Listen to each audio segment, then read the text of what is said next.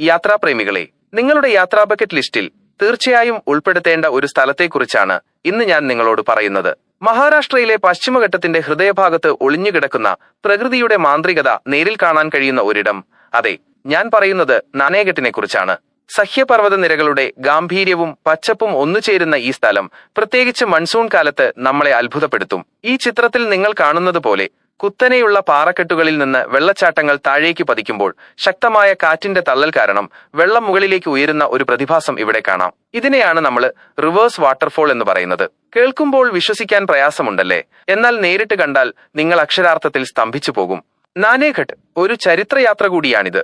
നാനേഘട്ട് വെറുമൊരു പ്രകൃതിരമണീയമായ സ്ഥലം മാത്രമല്ല, പുരാതന കാലം മുതൽ വാണിജ്യ ആവശ്യങ്ങൾക്കായി ഉപയോഗിച്ചിരുന്ന ഒരു പ്രധാന പാത കൂടിയായിരുന്നു ഇത്. ശതവാഹന കാലഘട്ടത്തിലെ നാണയങ്ങളും ലിഖിതങ്ങളും ഇവിടെ നിന്ന് കണ്ടെത്തിയിട്ടുണ്ട്. അതിനാൽ പ്രകൃതിയുടെ സൗന്ദര്യം ആസ്വദിക്കുന്നതിനോടൊപ്പം ഒരു ചരിത്രയാത്രയും ഇവിടെ സാധ്യമാണ്.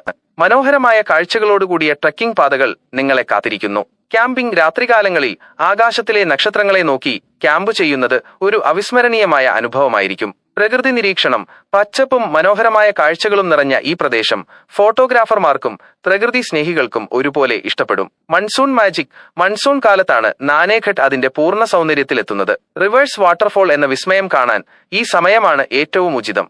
എങ്ങനെ എത്തിച്ചേരാം? മഹാരാഷ്ട്രയിലെ മുംബൈ, പുണെ തുടങ്ങിയ നഗരങ്ങളിൽ നിന്ന് എളുപ്പത്തിൽ നാനേഘട്ടിൽ എത്തിച്ചേരാം. പൊതുഗതാഗതവും സ്വകാര്യ വാഹനങ്ങളും ലഭ്യമാണ്. അപ്പോൾ അടുത്ത യാത്ര നാനേഘട്ടിലേക്കായാലോ? പ്രകൃതിയുടെ ഈ വിസ്മയം നേരിൽ കണ്ടു മനസ്സും ശരീരവും പുതുക്കിയെടുക്കാൻ നിങ്ങൾ തയ്യാറാണോ? ഒരുപിടി നല്ല ഓർമ്മകളുമായി നിങ്ങൾക്ക് മടങ്ങിയെത്താം, ഉറപ്പ്. ഇതുപോലുള്ള വീഡിയോകൾ കാണുവാൻ ഈ ചാനൽ മറക്കാതെ സബ്സ്ക്രൈബ് ചെയ്യുക.